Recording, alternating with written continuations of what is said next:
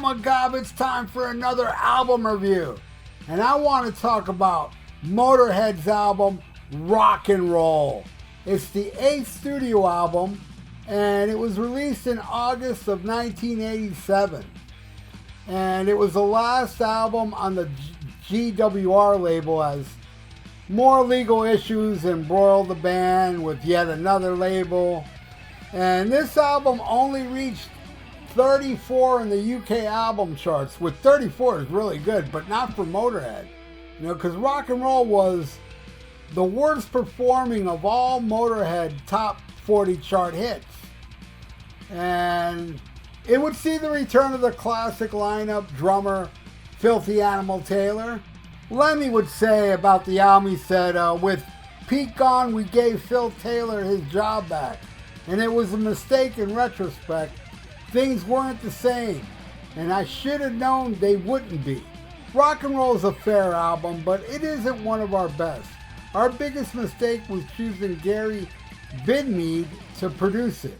He was just an engineer, really, so we're pretty much producing ourselves, and Wurzel was having a bad time personally, and in addition to all this, we didn't have enough time to do the songs properly.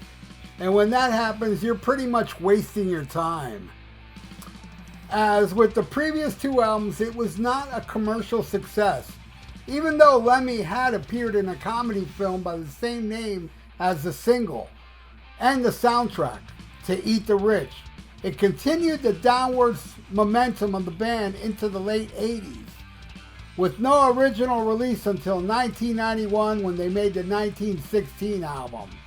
Lemmy also writes that Rock and Roll had some great songs. He thought Dogs, Boogeyman, and Traitor, which they played for years, but overall it just did not seem to work. And the critics weren't really kind to this album either. Not a lot of good reviews saying that, you know, it was uninspired and shamalama ding dong. Now I'll tell you my critique on this album. It is all killer and no filler. I am telling you the truth. This is one of the most underrated Motörhead albums ever. You know, I think it smokes. You know, I think it's carrying the tradition, what they've been doing all along from the, well, really from the, not the first album, Overkill. I love the first album, by the way. But Overkill up to Rock and Roll, for me, it was just a string of awesome albums. I know a lot of people have a problem with Iron Fist. I don't. I bought that deluxe edition of it. I know the band hated it and whatever. And, you know, the band wasn't too fond of this album either. I love it, man. You know, I think the next two albums were kind of like, I mean, I like 1916. Don't get me wrong. No Voice in the Sky is one of the greatest Motörhead songs, but that and March or Die, to me, are kind of like, yeah, it went down a few steps till Bastards. So I'm going to talk about each and every damn killer, kick-ass song off this album, starting with the title track, Rock and Roll. Killer opening. You know, Lemmy always said Motörhead was not metal, but a rock and roll band. Then that makes them the most vicious, cutthroat rock and roll band ever. Rock and roll, great lyrics, tells you, know what I mean? These are lyrics of a rock star.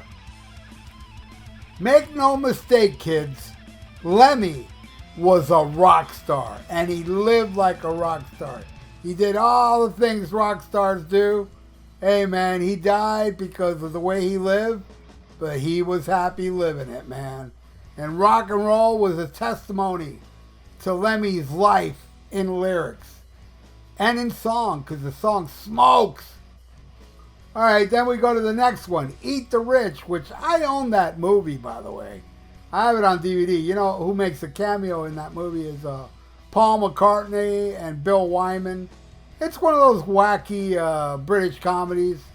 Check it out. I own it, and I haven't watched it in many, many years, so I plan on popping it in again, man. because I pretty much forgot a lot about that movie. That movie was good though. I did enjoy it. And I do enjoy Eat the Rich, but I gotta say that the one thing I don't like about this song, and it's not a big complaint, I can deal with it, but I wish it wasn't there, was I hate slide guitar. I just hate slide guitar. And the slide guitar solos, like, I wish it would stop, but whatever. That's the only blemish on this whole album, because the rest smokes. Like the next song, Blackheart. Man, I love this tune. Essential Motörhead. You know, I love the breakdown, those riffs, man. Total Motörhead. You know, Blackheart. Love it. Blackheart. That's just a badass tune. Great song. Next, Stone Deaf in the USA. Yeah, this one's righteous, man. It's a fast-paced Motörhead, you know.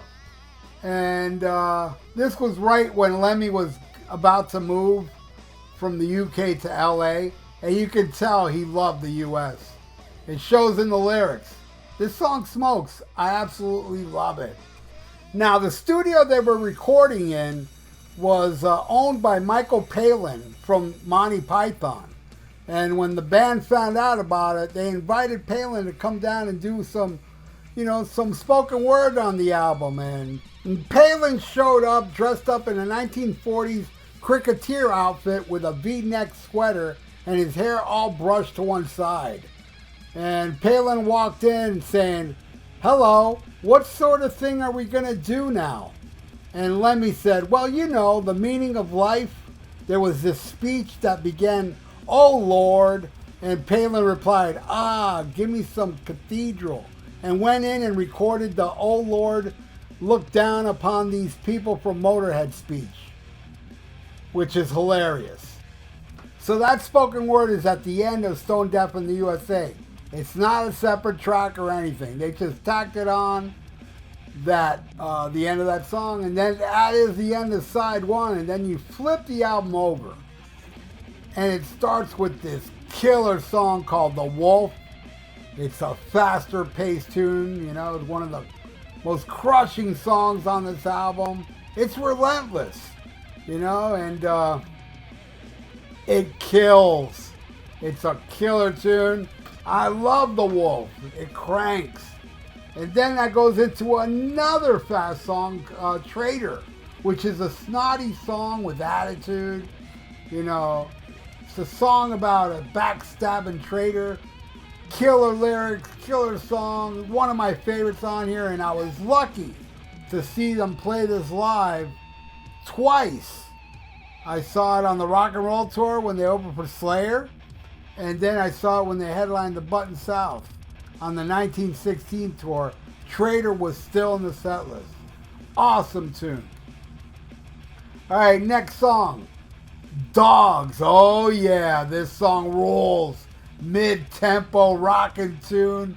More stinky attitude on this song. It's pure Motörhead with no preservatives.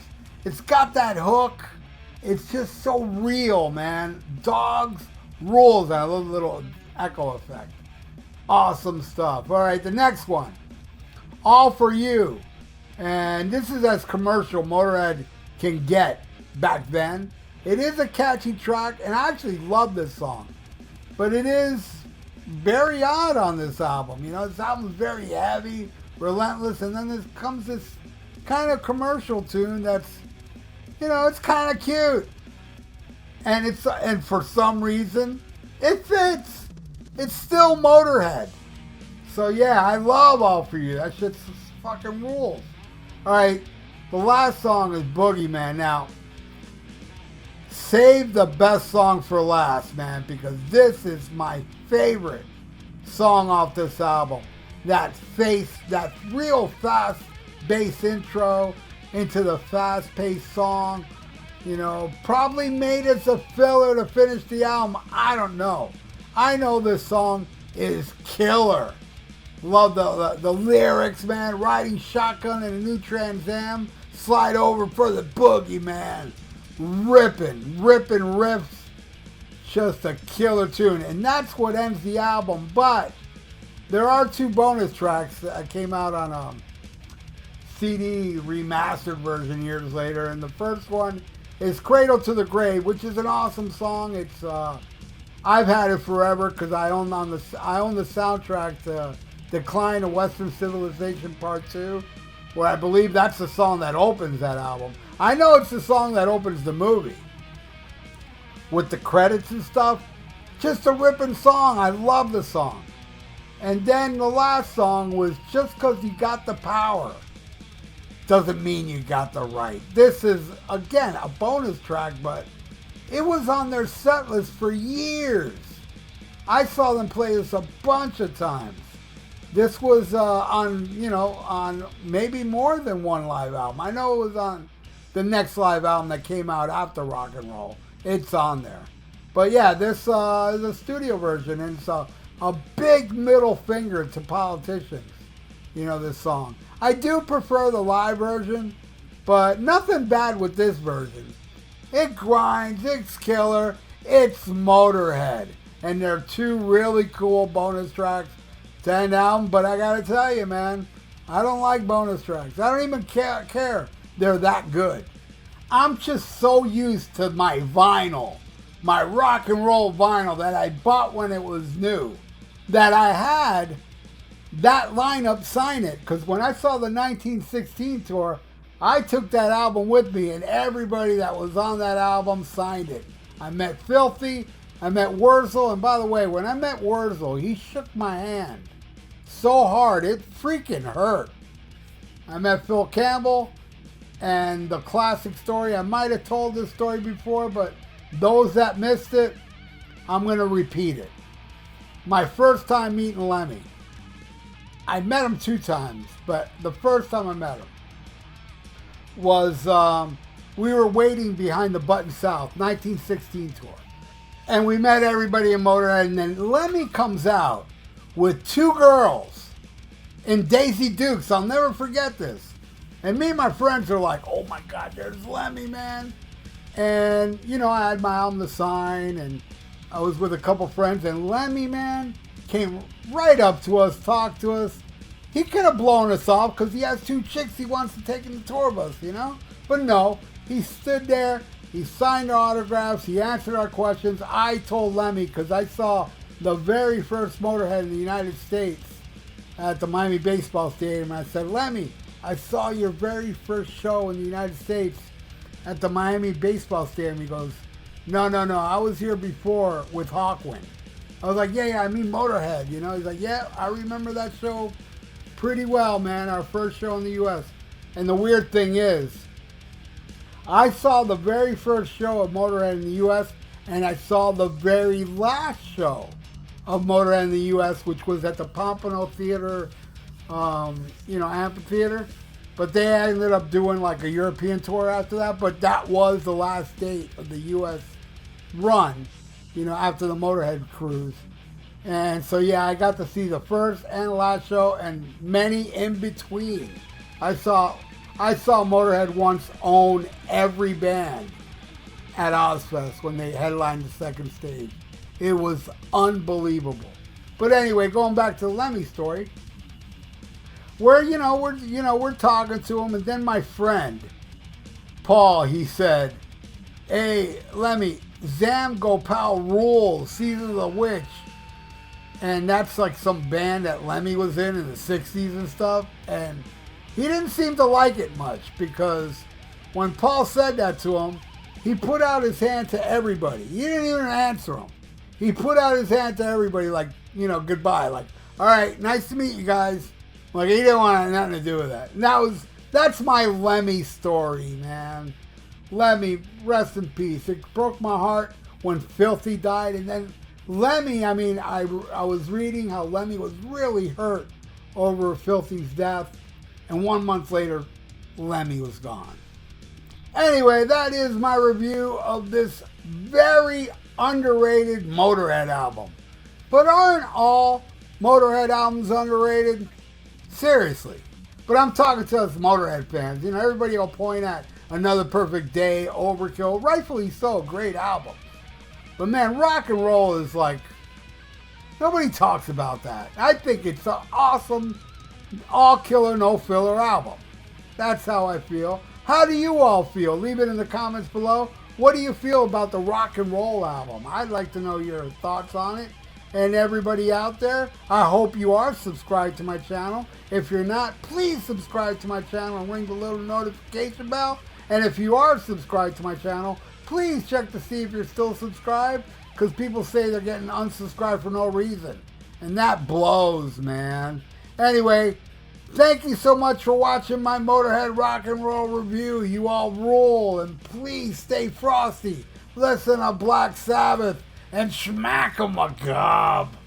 Warning.